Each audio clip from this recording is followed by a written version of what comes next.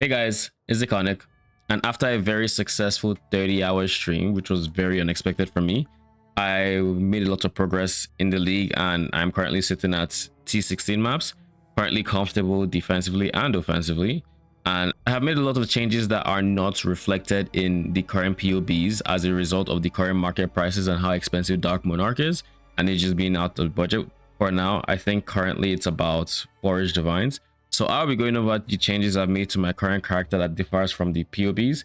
I'll also be adding the current POB plan, which is what I've done, into the spreadsheets. So you can go ahead and follow that.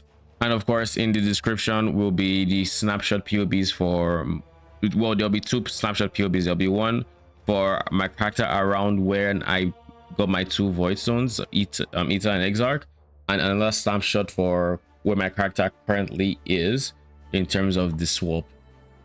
Now you may very quickly notice I have an anime guardian in this setup, but the changes go way beyond that. So I'm going to try to make this as quick as possible while not being too, while still giving details essentially. But the idea here is we're able to drop our skeletons and our zombies for more damage on our Wretched Defilers, and for an extra Wretched Defiler, as you can see, we're running 5. How we managed to do this is by using a Fireborn unique, the Fireborn Midnight Bargain. We're replacing the reserve node, which would typically reserve 30% life. So now instead of doing that, we are now losing 0.5% of our life and ES per second per minion. So we don't want to have too many minions, which is why we don't use zombies and we don't use skeletons and all of that. But we do still get an extra Spectre, and this one can roll up to 70% increased damage, and for its price it's a no-brainer. This one perfect roll minion damage, perfect roll implicit, cost me 2 chaos, compared to a +1 wand plus 50% damage would have cost me somewhere along the lines of 1.52 divines, and it definitely was not worth that amount. So that is why the change was very necessary.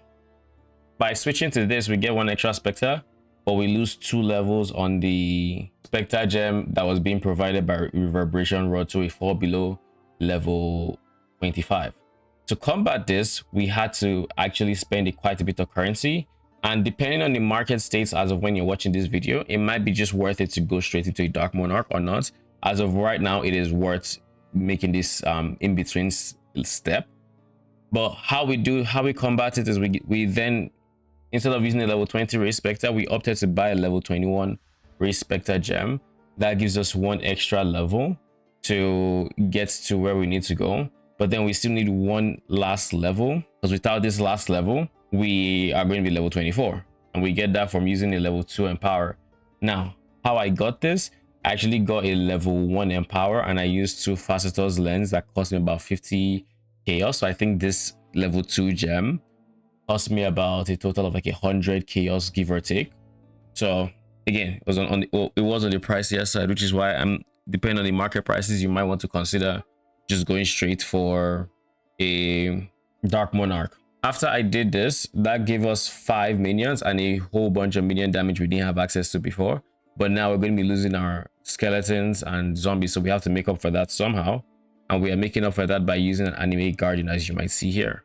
Our Anime Guardian is going to be paired with Feeding Frenzy and Minion Life to keep it tankier. And he's going to be wearing a Leer cast for 50% increased damage to nearby allies. His weapon is going to increase nearby enemies' curse effect on them, as well as nearby allies damage by 18%. He has generic rare gloves that have curse on hit elemental weakness, so he applies a minus 15% early res on the enemies, and he uses Windscream to allow him to not overwrite our curses. So he's providing minus res and a lot of increased minion damage, or increased damage on my allies. So very good on that front. And he also, and then we have our golem providing our exposure via elemental army, and they are getting flat lightning from our aura. Right, we're using a Wrath aura, by the way. But besides that, if I can get one, I'm going to be looking at the +1 Spectre chest, because that'll get me to 6 Spectres. And I think at 6 Spectres, that'll be very comfortable. I might even be able to fit in a Perfect Spirit of Fortune as a 6 Spectre for even more damage, and then that will allow me to switch my amulet for a defensive choice, i.e. the Jinx Juju. Or there is an offensive choice I am considering getting. But other than that, my gear is pretty straightforward. I think I'm relatively geared at this point. I'm capped on all res, including chaos. I have 4.5k life. We're in a very decent spot. We could get higher spell damage, but we haven't actually finished putting all the points in our tree. And we also do not have our endurance charge medium cluster jewel yet. Now for the cluster jewel, the main thing here is life from death while we had skeletons. Now that we do not have skeletons, this is a lot less necessary, and I might be dropping it on this transitionary period. I haven't figured out what I want to do with this setup here. It'll probably end up just going straight into my enduring composure, and all the points I save will go elsewhere. Maybe get for more damage and stuff like that. That will likely be what we end up doing anyways. We're also running an unending hunger. This is the only jewel in my tree, just for more clear speed. It really helps with the league mechanic because since we drop all the bodies from someone's skeletons, it can get harder to keep Aelith defended in the current state of the breach. However, we still successfully do everything we need to do in terms of keeping her safe, at least when it comes to the outdoor fortress mechanic. But like the actual fortress 24 wave mechanic, I haven't actually had that since the swap, so I don't know how it's going to perform. But I assume with my damage, it should be decent if we can figure out the coverage. I think actually I might have done it once. I'm not entirely sure. So that about covers the big swap I ended up making thanks to the current market prices. Now for Graft, because they won't show up on PoE, we are currently using a Heart of Flame Graft. This one is very nice to have. I love this Graft so much. It's an extra defensive that just gives us so much tankiness. I see ourselves taking this all the way to the end game. There really aren't too many Grafts that are good for us, so this one is 100% going to be our best in slot Graft for one side. Save maybe the high budget where I might do some finicky stuff with the breach bloodline ascendancy, but I haven't finished fleshing my thoughts out on that, so I won't promise anything there. And for the second one, we are currently using a Return to Dust Graft because that's what we have. In the ideal universe, I think we get Something's Embrace, which gives us more life recovery on low life and endurance charge when we get to low life. That just makes it so leech works overtime if we ever get low, which is also a decent defensive layer. It's not the greatest, but it's decent. I honestly like Return to Dust currently, especially because since this my current Graft also increases the chance to find Lavish Womb Gifts, because Lavish Womb Gifts are pretty rewarding.